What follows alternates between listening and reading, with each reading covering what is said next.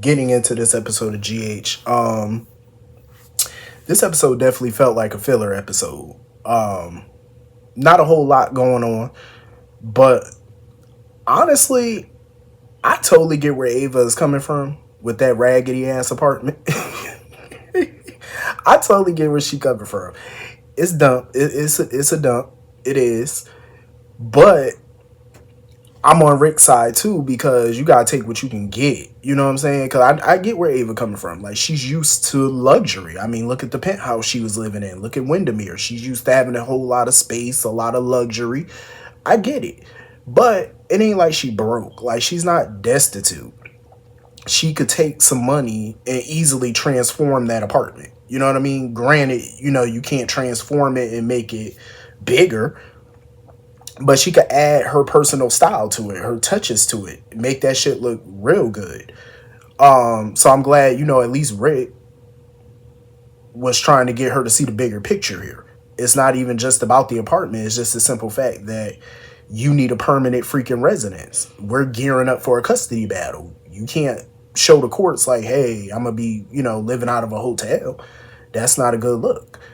But I still feel like once they get into that courtroom, she got this. Like, she got this because once the judge find out about that damn bombing at the penthouse, I don't see how she can't win. She should win based off of that alone. Like, that was huge. Because not only was there a bombing, but shit, one of Sonny's other children was hurt in that bomb. Had to go out of the country to get medical care. Like, come on now. That right there should show a judge, like, no, his daughter is not safe in his care. Obviously. So, I feel like she got this. Because Christina's still sitting over here salivating, trying to get revenge on her. Talking about some, Avery's not going to leave. Avery's not going anywhere with Ava or whatever. She going to try to do her best to keep Avery away from Ava. Christina, stay out of it. Stay out of it. You done fell out of a janky window already. Now, what you think going to happen to you next? Stay, mind your business. Just go up in that courtroom when you are summoned to stand up on that stand. Get up on that witness stand and just tell the truth. Because you under oath. But other than that, she better go on somewhere because Ava is not to be played with. Because let Ava lose that custody battle because of some shit Christina done said on that witness stand. All hell gonna break loose. I'm telling you. You gonna see a whole different version of Ava in a minute. You better just mind your business now. I feel like the reason that Laura gave for not speaking on Ava's behalf at the court hearing, at the custody hearing, I feel like it's BS. There ain't no conflict of interest. I mean, granted, she's known Sonny for years, but still, it's not like she's going to get on the stand and badmouth him. That's not even what Ava's asking her to do. You know what I'm saying? You're just basically a character witness. Talk about her as a mother. Like what you observed, of her being a mom. Shit like that. Like, that's all you gotta do. Like, you ain't gotta go up there and say nothing bad or whatever. I don't care. If I was Ava, I would still get her on that witness stand, whether she wanted to or not. Put her on the list. You know what I'm saying? I make her testify.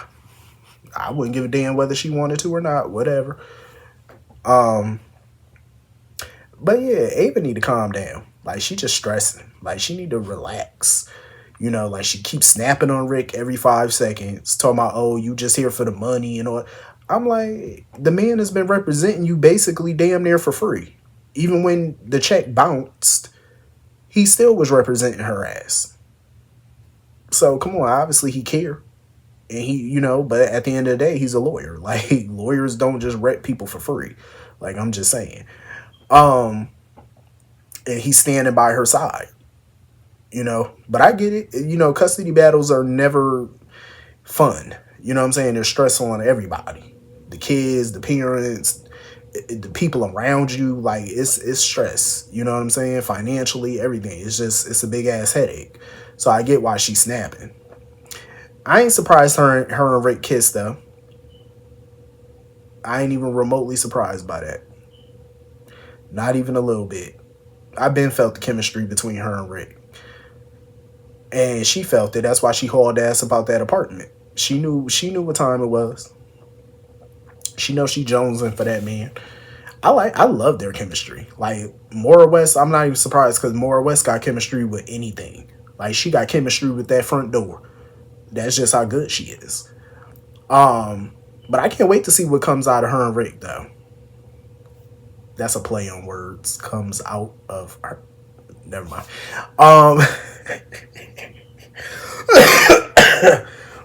Let me try to keep it PG. I didn't realize what I said until I said it. And then I realized how naughty it sounded, but oh well, whatever. So anyway, moving on from that. I'm glad Brick took control of this situation with Sonny because it's about time for Sonny to go see a doctor. I'm glad Brick set him up with the best cardiologist, in the country, somebody in LA. Good. He needs to go see a damn doctor. Like, all of this passing out, taking these pills, like, dude, stop being so damn stubborn. And my thing is, with Sonny going to LA and Carly in Germany, who the hell watching the damn kids? Josslyn? So the kids are just going to be staying with her while they're going? That's okay. They just be having these kids all over the place. But yeah, good. Go your ass to LA. I mean, it shouldn't be that hard to come up with a reason for Sonny to go to LA. I understand he don't want enemies and all that to know. You know what I'm saying? Enemies, business associates. Naturally, he wouldn't want these people to know. Like, you got a medical condition or you want to see a doctor or something because that's not good for business. But I'm glad Brick was like, nah, we can't let this happen again. I'm like, exactly. Take your ass to the damn doctor. Shit. Enough is enough already. So anyway, moving on from that. I don't understand why Lucas opened up his big mouth and told Josslyn any more about this Cyrus situation. Because he know Josslyn is a lot like her mother. She is not going to listen. Her sitting there talking about some, him telling her to stay out of it and stuff. She not going to stay out of nothing. Talking about, oh, well, what can I do? What do you mean, what can you do? You going to cause more damage than normal. What you think you going to do? Stay the hell out of it. Like, Josslyn she's, in over her head where the Cyrus situation is concerned. Because she really thinks she's going to be the one to try to connect the dots on why he's doing this or, how to tie him to these murders. She's in over her head with him. Like, Cyrus is too smart for her. Too dangerous for her. She need to stay in her lane and just relax and let others do the heavy lifting on this one. Like, I understand she determined and stuff like that, and you really can't underestimate anybody, including her, but that man is dangerous. He's lethal. You know what I mean? You got to watch every step you make when you dealing with him. And I don't think she ready for that. She not ready for what that man can do. Like, she really need to, pump her brakes on this one. So that's why I was looking at Lucas like, why the hell are you telling her anything? Because the more information you tell her, the more she's just going to be more determined to take him down. He shouldn't have told her a damn thing. The less she know, the better. But either way, whether he said something or not, she was still going to do whatever she wanted to do. Because she's a lot like her mother. Speaking of Cyrus, I'm glad Lucky and Liz are at least on the case. Because, they're coming up with ideas and stuff about what to do next and how to, get Cyrus and whatnot. I think it's a good idea for them to go back to Turning Woods because there got to be somebody up in there they could talk to. A patient, a doctor, a family member of a patient, somebody. Get some video footage, something. You know what I mean? And somebody in there that's going to tell them something that can link Cyrus to all this madness. So I'm glad they looking into it. It's like the little Scooby gang. They doing a hell of a lot better than the PCPD. I'll give them that much. PCPD ain't even looking into this. And when is Alexis going to find out that her daughter was murdered? Like, nobody's telling Alexis that Sam was killed. They're just withholding this information. Then again, I can understand it because if Alexis even got a whiff that Cyrus had something to do with that shit, oh, I know Alexis is going to go off. Alexis is definitely going to confront that man. So anyway, moving on from that. Cody just don't learn. You know what? I know somebody in real life who does exactly the same thing Cody does, self-sabotage. And that's what he does. He self-sabotages. Feel like they're not worthy of good things in their life. They're not worthy of love, so they sabotage all of it. That's what they do. He's one of those. And it's like no amount of talking can convince them otherwise. That's why I felt like Mac was wasting his time talking to him. Trying to get him to realize, like, dude, you got a family, you got good things going on. Why you doing this dumb shit? And he admitted, yeah, I self sabotage. I feel like he needs to go see a therapist about that. Truth be told, I feel like that's something he need to handle mentally.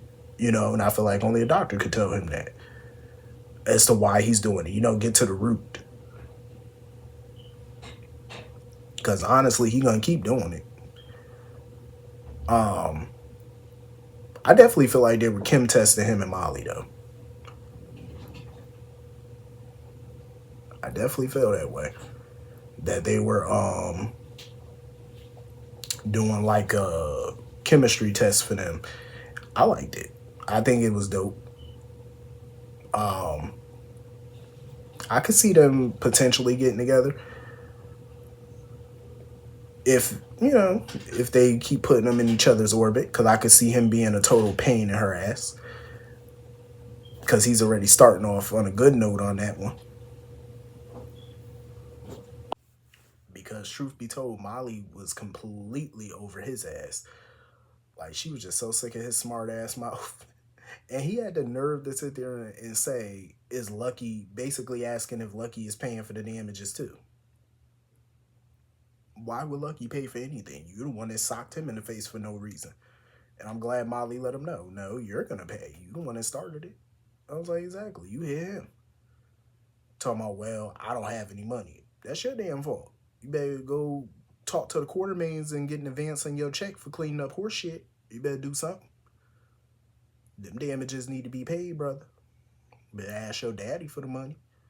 I'm just saying. Better talk to Max, see if he can give a loan. See, that's my thing too. I be forgetting that that's what he do for a living.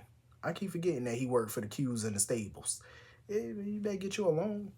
An advance on the salary or something. Like, damn, how much do they pay him for that? I didn't mean to Google that. Like, how much do it cost to clean horse manure? I be wondering that seriously. Cause I'm like, if the salary is good, should I quit mine and go do that? If it's good enough. But then again, he ain't even got money to pay for damages at the bar, so it can't be that damn great. Even Molly was like, yeah, he a little 5-star ass. Well, he is. Cody definitely is. And he need to get it together. I'm just saying, like, get your shit together. Because all this self-sabotage is pissing me off. Because he was really doing good. Like, life was really going good for him. He had some setbacks. Some of them setbacks were his own fault. But, he can get it again. He can get back up again. You just need to learn who to blackmail and how much to blackmail for and when to invest that good blackmail money. And stop being a fool. And, start having some common sense. Dumb. But then again, with Mac as his father, you can't be walking around just blackmailing folks either. Like, that's not a good look. So anyway, moving on from that. I ain't gonna hold you. Alexis really needs to stop focusing so much on Christina in this bar situation and put her focus on Sidwell. That's who she need to focus on because clearly she is pretty intrigued by him. Because even she was wondering, like, why would he want to buy Windermere of all places? I'm like, that's what you need to look into. Like, who is this dude? That's what she should be putting some of her energy at. Instead of keep asking the same question over and over about the bar and wondering Sonny's involvement. Sonny already explained his involvement in the bar to her before. He has no involvement. He already told Alexis this. And yet she keeps bringing it up. I feel like she's just nitpicking at this point. Like, she looking for something to be wrong. That's all Christine. I mean, that's all Alexis is looking for. She just looking for any little discrepancy so she could bitch about it. Cause she don't really, let's be for real, she don't really want Christina at that bar in the first damn place. She rather Christina be a lawyer or do something more high profile, high paying. But I'm like, be grateful your daughter owns a bar. Like, she's the owner. You know what I'm saying? Like, it's hers, lock, stock, and barrel. That's good. You know what I'm saying? Why would Sonny give one of his kids a business that he uses as a front? She should know Sonny better than that. He would never. I don't care how low down Sonny can go sometimes. He wouldn't put his kids in that. You know what I'm saying? Get them all mixed up with the feds. Not on purpose. You know what I'm saying? Ain't no way. She should know better than that. But yeah, she definitely should be looking into Sidwell. Especially since he's sitting over there with fucking Lucy Coe of all people. Because you already know, any man that's with Lucy, you know they ain't up to no good. Because Lucy damn sure know how to pick him. And he just be quizzing her too, asking all these questions. He was so impressed with Lucy. Like, she knew everybody in town. I'm like, of course she knew everybody in town. Hell, she been here for decades. She know everybody from the bus boy to the bus driver. She know everybody. Probably even slept with the bus driver before. You never know with her. You know, never know. She is sometimes generous with the coochie, so bad. But yeah, Sidwell is definitely getting his feet wet in the town, trying to get the lay of the land, trying to learn who was who. You know what I mean? Who related to who this, who that. And she giving up all the information too. I mean, I ain't mad at that because it ain't nothing he can't Google. I mean, he could look the shit up. So, and he probably, some of them he probably already know about. But I'm glad Laura looked into it though, because I've been wondering how the hell is Sidwell walking around with no warrant on him. So apparently he has no active warrants. The only people that's looking into him is Interpol, which is weird. So I'm like, the PCPD are not charging him with the kidnapping of Sasha. How is that possible? That's what I want to know. Like, this man just free and clear of everything. So now he gets to have a meeting with Jordan and Laura. Well, mostly Laura. But I hope Jordan is a part of the meeting too. Because this is their chance to, you know, kind of pick his brain a little bit, see what he about. I guess he want to run his company out of Port Charles now. This shall be interesting. This shall be really, really interesting. But anyway, that was pretty much the whole episode. Hit the comment section. Let me know what you all thought. And I will see you all later. Have a great night. Peace.